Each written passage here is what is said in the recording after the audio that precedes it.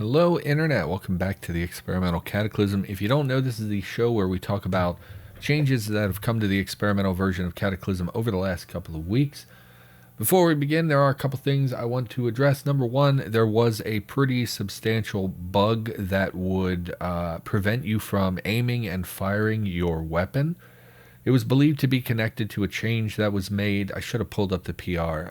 But that change was reverted, and then I literally just talked to someone on Discord who is still having issues with that. So, obviously, aiming and firing a gun in Cataclysm or a bow in Cataclysm, those things are extremely valuable and super, super necessary for progressing in the game. Very few people, make it into the late game with just melee or martial arts. So you may want to avoid updating for a period of time if you have not done so recently. Hopefully that gets changed soon. Maybe the bug they just talked about on Discord was unconnected, but I just wanted to give that a shout out because I do try to talk about major bugs when they happen.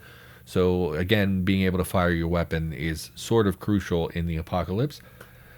So there's that. And then the other thing I wanted to mention is that GitHub now has a dark theme. So this is what this is going to look like from now on. I am a dark theme user. Don't hate me. I know it took me a minute to adjust. For some reason, when I started, it was completely black in the background, which looked absolutely terrible. But after some toggling, we have this nice dark kind of gray blue background and whatnot. So we're going to be going with the dark theme. Hopefully you are okay with that. And if you're not, I don't really care because I'm still going to use the dark theme. So everybody, first up, we have from Night, we have Pedestrian Crossings. Now we did talk about him kind of, beautification, the changes that are coming that are making the streets look a lot more like actual real world kind of look to them, and that included things like lampposts, and now we have the pedestrian crossings as well. I really like this. I liked all of these. I thought I would just mention it because it was immediately noticed once I got in game that there were these pedestrian crossings. I will say this does overlap with the yellow tiles sometimes, and it kind of gives this not great look to it. But I think that this is still something that is ultimately beneficial and for the most part looks pretty great. And I really do enjoy that they're sprucing things up on the streets just to make things look a little bit more realistic. I've noticed in playing that I'm hitting an awful lot of lampposts, which is something we failed to mention in the show last time, is that this actually makes driving on the sidewalk a little bit more difficult because you are constantly impacting lampposts. And I think for most of you, you like to speed, but I'm a very slow driver in Cataclysm. Generally hover at like 8 to 20 miles an hour essentially. So it can be pretty frustrating when you're going pretty slow and you clip one of these and you come to a complete halt. But again, these things are, based on real world things that do exist that would make the world a little bit more difficult to navigate in that situation. And most lampposts are they're bolted to the ground, but they're specifically designed to break away when you hit them. And I will say that when I hit them in Cataclysm, they do seem to ultimately basically get destroyed immediately, which I think is realistic. So I do like that. I just wanted to shout out that we now have pedestrian crossings. I think that this is more good changes for the world. And I don't know if I said it, but that is from Night, the same person who's been sprucing up the other things as well.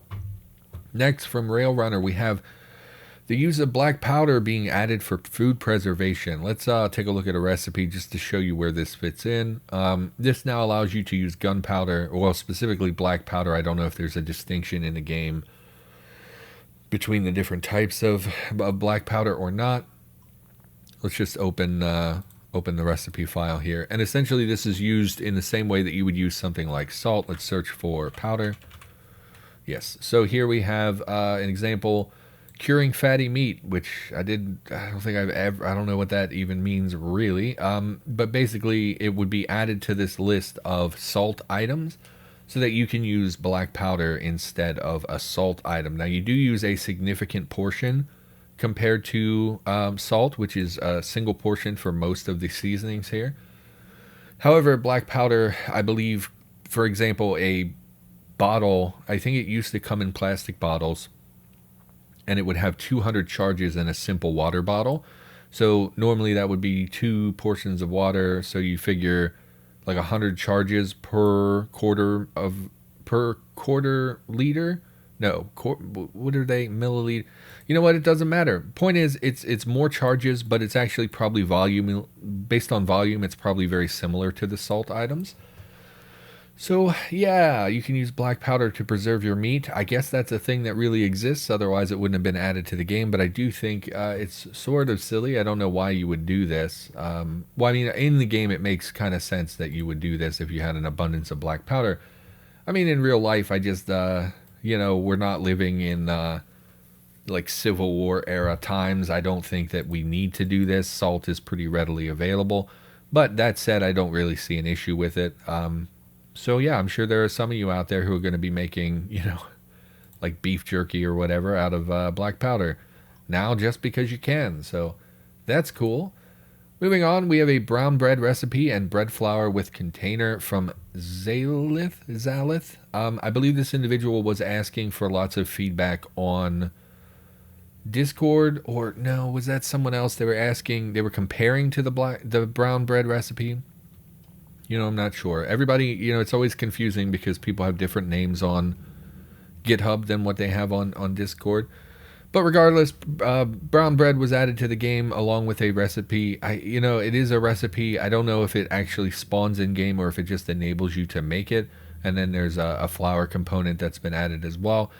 Specifically bread flour. I assume the flour we've had in the game is considered like all-purpose flour just because we don't really care. There is a distinction between bread and all-purpose flour. I believe all-purpose flour, if I remember right, is a mix of bread flour and... Oh, God, I don't remember. There's so much with food that is hard to memorize, plus I'm an idiot. So, regardless, bread flour was added to the game. Brown bread can now be made.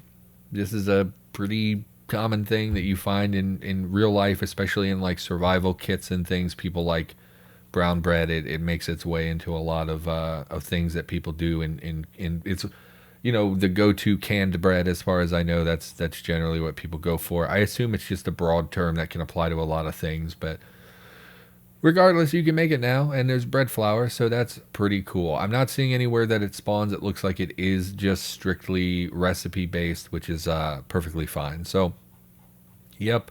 Presumably in the future, this would be added possibly to like MREs or survivor stockpiles, that sort of thing.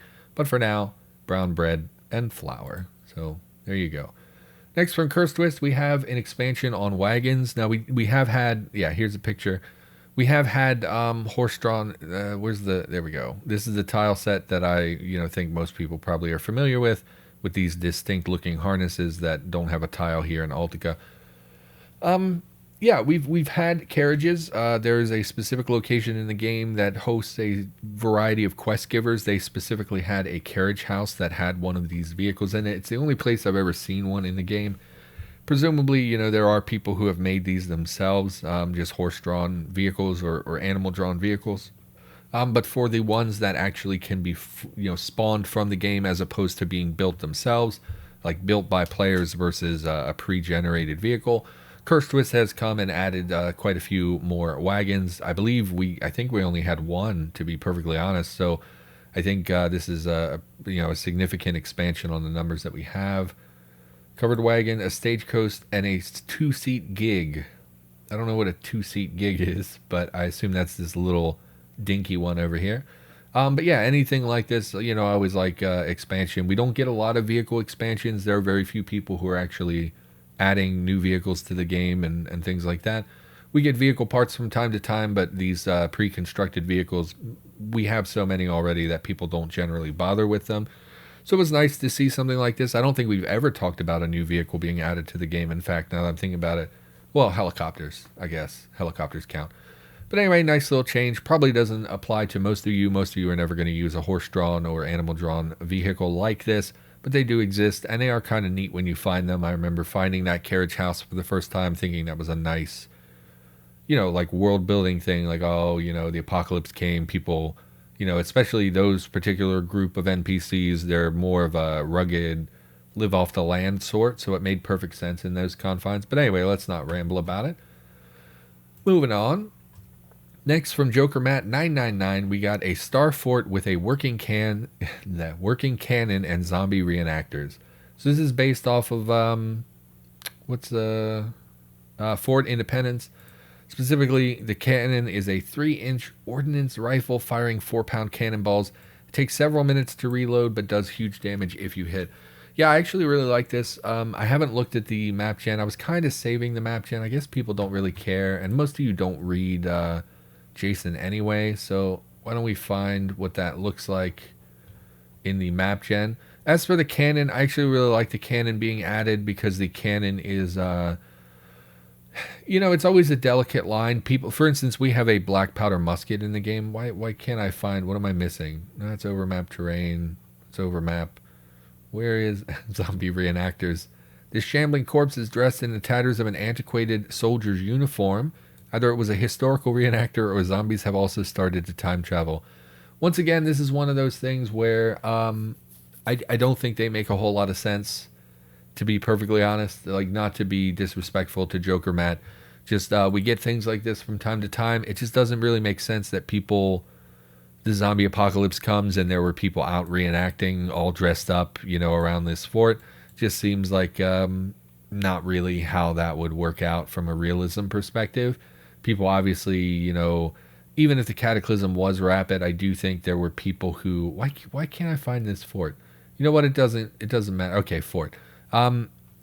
We get these things and it just doesn't make sense. Even if the Cataclysm came quickly, it doesn't really make sense that it would be so quick that no one had any idea what was happening. Like, it doesn't really make sense that there would be people holed up in a fort dressed in reenactment garb and die there and resurrect and stay there. It just doesn't really make sense in the realism side of things.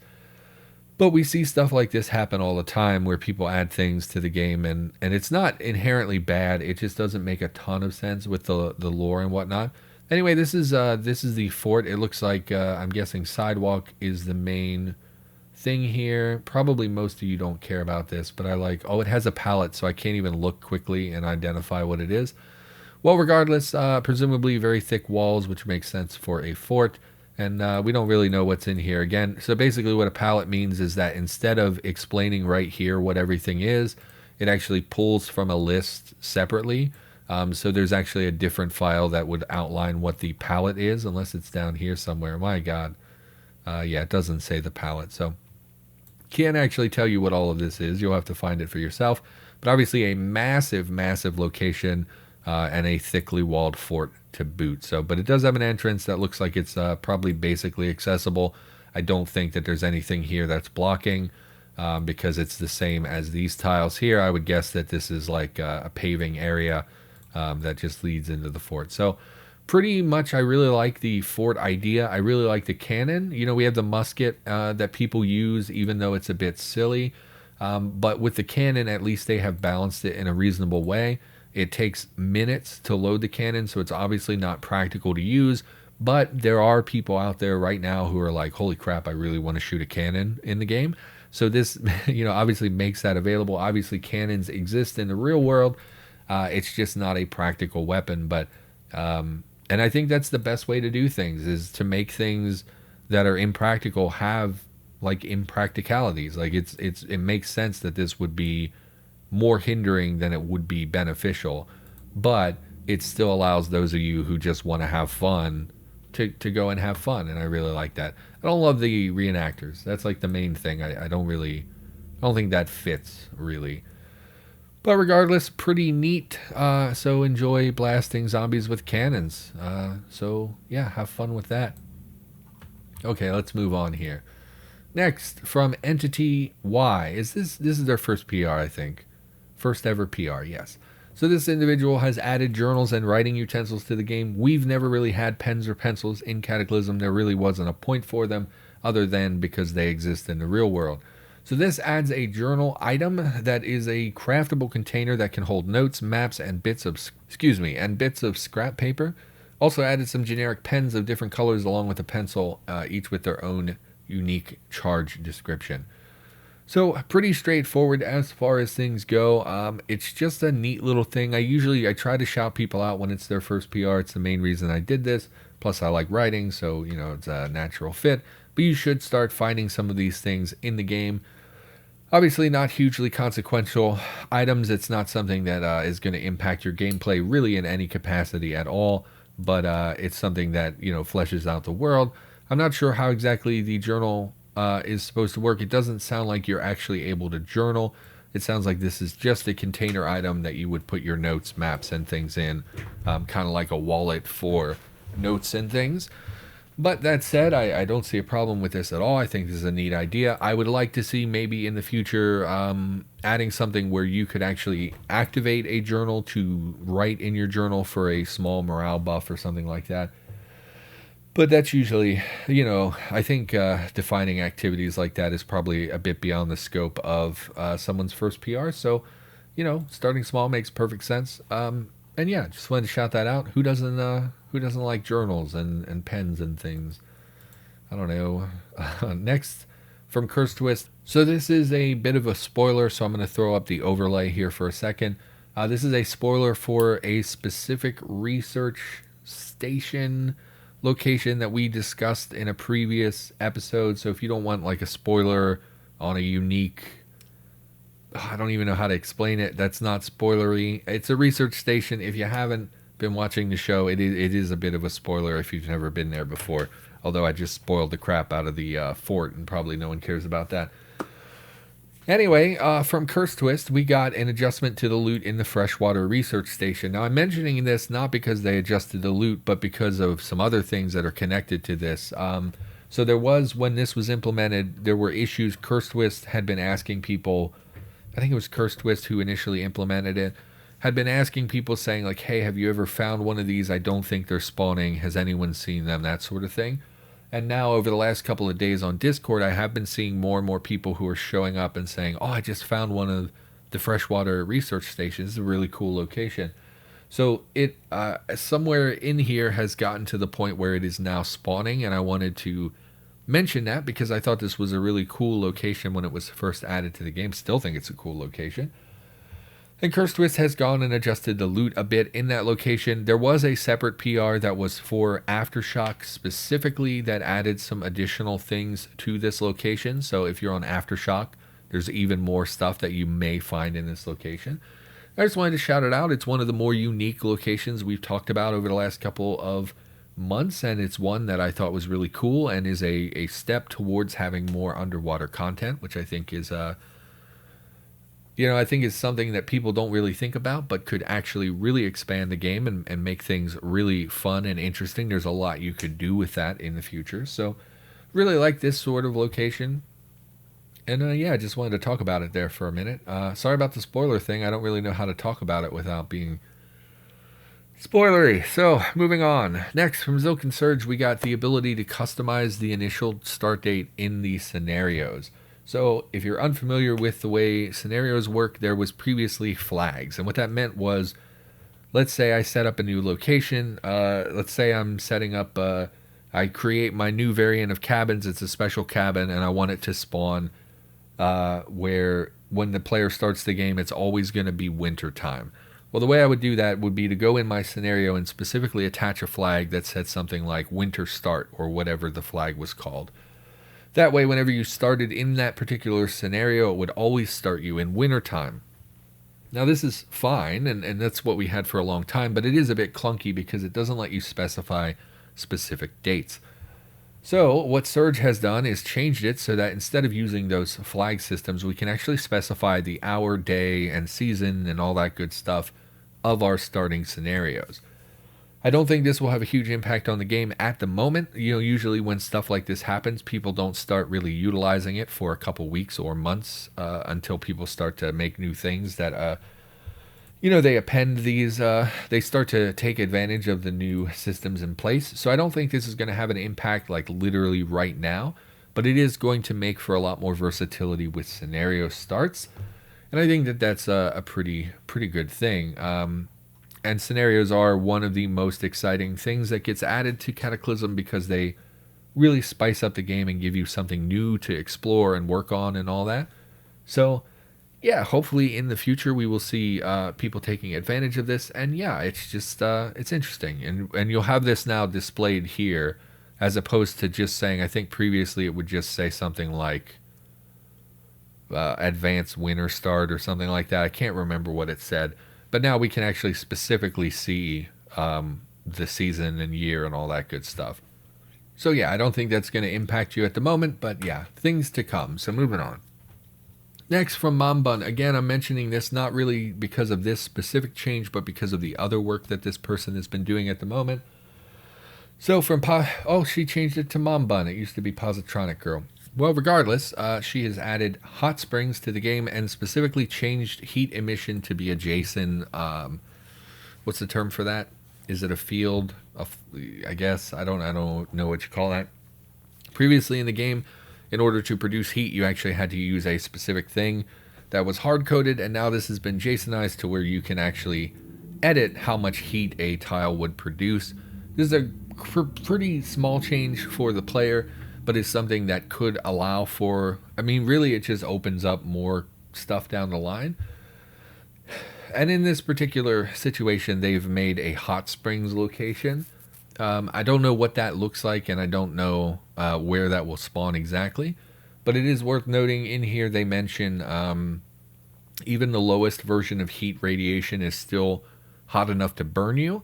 So if you do find hot springs in the game, they are still hot. You need to be aware that they're not going to be like, oh man, getting in some nice warm jacuzzi water. No, they're going to be quite hot, even at the lowest level of heat. So that's something to be conscious of, and that's really the only reason I picked this PR in particular.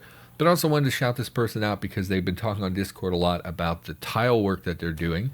They're working on creating new terrains, specifically I believe for Aftershock. I think Mambun is one of the Aftershock maintainers or collaborators or whatever term we apply to those people. So yeah, it's they've been working on adding lots of new terrain, things like snow, and I think there was a fungus one. Was it? I actually don't remember now. But I was listening to them talk a bit, and it seemed pretty interesting. So hey, if you play Aftershock, I know a lot of you like mods, and I know a lot of people really like Aftershock. That's it's something to look forward to. There's at least 3 or 4 that they mentioned specifically by name, so I imagine they probably added even more that they just weren't really talking about. I don't have those PRs. I don't generally talk about mods. I also saw the Dino mod got some new dinosaurs recently, but I don't really talk about mods. I generally focus on vanilla content. If that's something you're interested in, of course you can ask someone on Discord. I'm sure they would love to talk your ear off about it. Next, also from Night, we got a JSON version of the office tower. We've talked about this, over the last couple of months. Night has gone in and taken several locations that were previously hard-coded and translated that into JSON. And what that means is that they're much more editable. They can be tweaked and changed more easily. Most contributors are JSON-only contributors. Not a lot of people who, like the dev team, they don't really focus on JSON content. They're usually focused on coding content. So what this does is frees up any changes that would have been made to this will now fall into the comfort zone of most contributors, as opposed to requiring devs to go in and change actual code, if that makes any sense. And not only was it changed to JSON, but they did update it specifically using sus containers. Where's that at? Sus containers, we talked about them. That's stuff like the junk drawers, where you can add a specific container that would have a variety of things. It kind of adds a random element to it, which is a lot nicer than having static spawns everywhere. So yeah, it's been updated, it's been changed, and I'm sure it will get tweaked in the future, because a lot of these older locations do need a little bit of love. They could do with a review and just changing their layouts a bit, and using things like nested chunks for the offices would be nice and whatnot. I actually haven't seen one of these locations in a really long time. In this PR, they mentioned that it's placed after starting a quest, but I didn't know that you could do that. I thought all quest locations could spawn in the world. But now this has been added to just generic spawns, so you should be seeing office towers a little bit more frequently. They're not really that great. There's not really much there that you need to go there and Like there's not a ton of loot density there of things that you're going to be interested in. It is an office, it's not like the apartment tower where you can get a huge variety of loot. This is going to be much more specific types of loot. Desks, if I recall, pretty good for finding like glasses and sodas and stuff like that. I don't know. I can't really think of anything here that I would desperately want. But it's a cool location that is multiple floors where you could set up on a base or something. I don't know. Just wanted to mention it. Anytime something moves from code into JSON, that is generally beneficial. It means more of us who are contributors can actually do things with it. So always try to shout that out. And then from Zygen SS, we have instant coffee in plastic drink bags. So we've had coffee in the game for a long time. I don't think we had any kind of instant coffee ever that I can remember. I believe that is, something that is 100% new from this particular PR. I don't think it's just something that they changed. So we actually have coffee powder, which makes sense. And they specifically mention MREs, which of course would not have proper coffee. They would have coffee powder mixes and things like that. So yeah, pretty neat. I know a lot of you are coffee drinkers in the game, and it just makes sense to have a like powdered instant stir coffee. So I really liked seeing that. And then we also have plastic drink bags as well that have been added.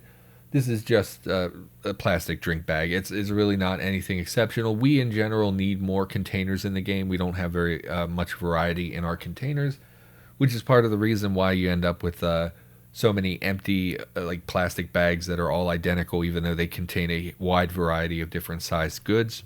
So really any kind of bags or anything would be beneficial. So these are specifically drink bags. I picture a Capri Sun bag, but I don't think that's actually what it's supposed to be. They no longer have plastic bags. They have a plastic beverage bag instead. I suppose I could take a glance at what those are. I probably should have done that. Yeah, we just don't have very many bags in the game, so you see a lot of items in the same exact bag, even though it doesn't make sense. Looks like a generic plastic bag, pretty small. It's a container. It is watertight, of course, so it can contain fluids. That's about 250 milliliters, which is one portion. So that's about half of a water bottle. It's actually quite small. Now that I'm thinking about it, I don't know what I can't picture off the top of my head what a beverage bag would look like. I don't think that's what that is. I think that's just a container for the drink mixes. So I don't know 100% what I'm supposed to be picturing here, but 250 milliliters is pretty small. It's about the size of a tin can. You would be able to put one portion of water in it. But it's something, and I guess if it's meant to be with a single serving of coffee or something like that, that's okay. It's just a little small, actually. I'm a little surprised that it's so small. I would have expected about double that size, but that's fine. That's fine. So you will start finding these plastic drink bags in MREs as well as instant coffee mix. I'm not sure what all item groups they added coffee mix to. They specifically were talking about MREs, so it seems likely to me that this is just going to be in MREs at first, but we will surely start seeing cans of this at some point in the future. Someone will add, just instant coffee mix, plastic containers of instant coffee mix to the game at some point. But for now, I actually think that's everything. I did want to keep it short. We still always end up around a half hour. Everybody, thanks for watching. Hopefully you had a good time. Hopefully you learned something. Hopefully you're excited for some of these changes. And I, of course, will be back in 2 weeks, which that'll be Christmas. It'll be around Christmas time. So, yeah, we have one more show this year. How about that? New Year's is coming. Can't wait for 2020 to be over. And on that note, everybody keep your chins up out there. I know this is a lonely, hard time of the year. Just remember that you're not alone, even though you always probably feel like you're alone. We all feel that way, and we're actually all suffering together. It's just hard to realize that. So everybody, stay safe out there. Keep washing your hands. Keep those spaces covered. And I'll see you in a couple weeks. So thanks for watching. See you next time.